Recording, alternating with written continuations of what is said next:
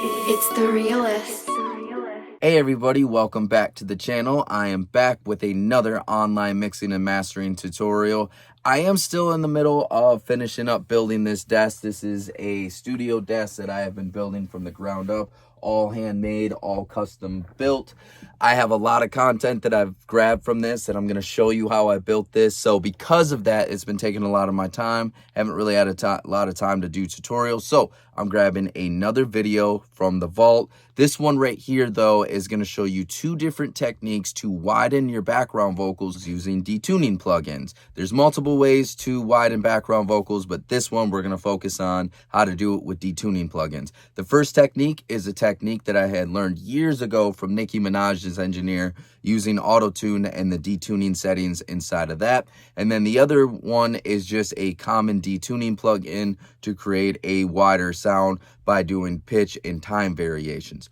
Now, both of these are just based on detuning. There are multiple ways to make vocals or other instruments sound wider. It's not just detuning. Some of it's phase, some of it is time and pitch variations. But in this one, we're just going to be focusing on that. So if you're used to widening a sound and you don't see your technique in this video, don't panic. It's going to be okay. It just means that there's different ways to do things. There's also means that there's different purposes for each one. So no need to panic. It's okay. If you find that this is useful, go ahead and use it.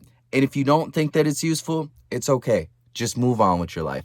All right, so let's go ahead and dive in and check out how to widen our background vocals using detuning plugins. This video is going to really touch on some cool kind of creative things that you can do to make your background vocals sound even wider. We've been talking a lot about making your background vocals sound wider, and I got these tricks for days on how to make them sound wider. So you don't have to use them in every song, which is clear case right here because we're in a totally different song. On the last song that we were just focused on for most of this chapter, we weren't using these techniques, but on this one I felt this was a good one to go with. You see, I used a lot of the same techniques too. I got some bus EQ here and some bus compression and some mid-side compression and multi-band compression, just like we did in the other one. But the reason why I didn't use this for a majority of this chapter is because her background vocals, when I hit play, you'll notice that these background vocals aren't actually singing along with her lead. These background vocals are doing an entirely different part. So let's go ahead and hit play so you can kind of hear what I'm talking about.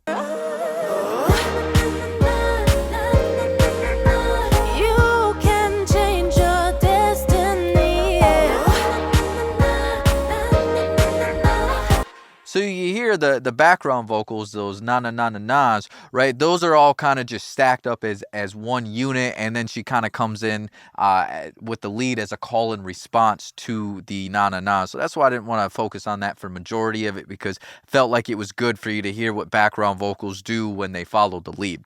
And so what we got here is we got 5 background vocals right here, right? And so what I like to do here is I'm actually going to duplicate some of these tracks right here. So let's go ahead and duplicate these, and we're gonna kind of manipulate these a little differently, right? So the first thing that I'm gonna do is I'm gonna throw on a full version of auto-tune right here. The reason why I want to do that here is because I want to actually detune a little bit here, not transpose, but I actually want to detune, right? So we're at 440 hertz. That's the common, that's most common for our musical tuning and what we tune our instruments to. But I actually want to bring this down to about 438 right here, right? And so it's just gonna slightly bring us out of tune, right? All right, and then we'll just dial in our settings. I like to be a little bit more aggressive with our retune here, so I'll probably go to 10 here. You see that we're still within the key of our song here, and so we've just detuned this a little bit. So let's go ahead and hit play so you can kind of hear what that's doing.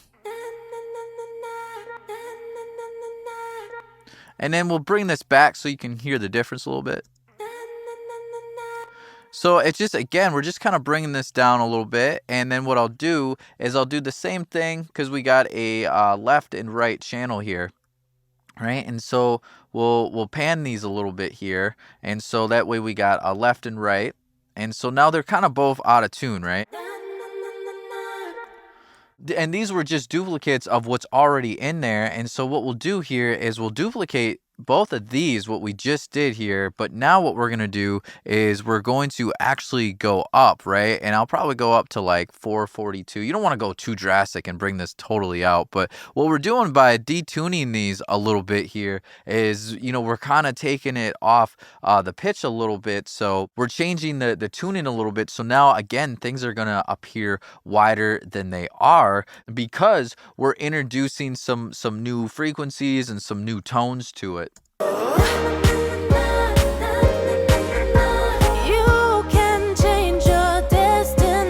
So now let's listen without our pitch changes. We'll put it back in.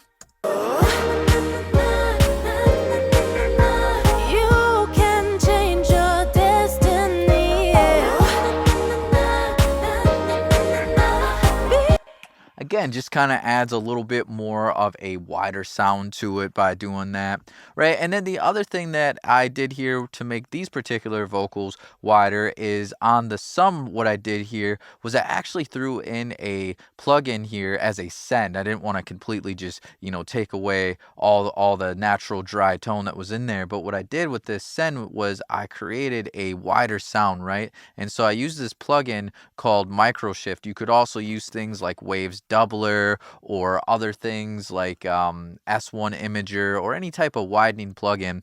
But what I did here was I used this plugin to make this sound wider. So if I mute it, and then with this, right, gives it a little bit wider of a tone here. And so I'll go ahead and I'll solo these. And on this little plugin right here, it's pretty cool here. We can control the detune separately on the left and right channels. That's a lot what this is going on. So the more we increase this, it's going to detune the left and right channels separately, so it appears like it's wider. And same with the delay here, is it's going to, you know, kind of switch the delay between the left and right channels. So the more we increase that, the wider it gets. Same with this. Because we got a little tuning different between the left and right, and we got a little delay on the left and right. Now this right here is a 2-band cross filter here, and so kind of just really lets us focus on the area that we're going to widen. So the more that we bring this up, the more that it's gonna center, and it's gonna have a little bit more of a darker tone, versus the more that we bring this down, it's gonna widen a little bit more, and it's gonna give us a thinner tone, but it's also gonna give us a little bit more of a wider sound.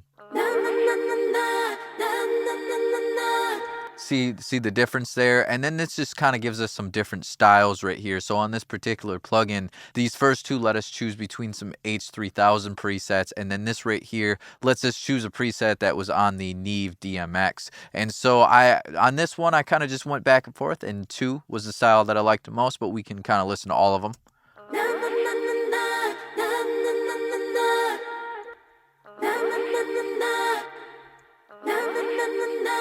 So for my taste, I chose style 2 here, and then by putting this as a send here versus right on the channel, it allows me to do 100% wet here, and then that way we can kind of blend it in, because otherwise if this was on the channel, this would be all of our background vocals. So let me show you that. So it's just a little too much, but we can get a little bit more subtle here if we just put this on a send and then just kind of blend this in. Now let's hear this in the mix, and then you can hear how this really had to affect the wideness of the track. So you see when I brought that in, it got a lot wider there. So those are just some little techniques right there that you can do to kind of manipulate the vocals a little bit and make them sound wider than they really are. Thanks so much for taking the time to watch this tutorial. If you found it useful, be sure to like and subscribe, because it does help the channel grow. When you like a video, it tells YouTube that you liked it, and maybe other people will like it as well. And also be sure to check out my online mixing and mastering courses, the art of beat mixing, the art of vocal mixing, and the art of mastering, all available now. And if this video was helpful and you're looking for other videos, you can watch a video here, here, and here. All right, until next time, y'all.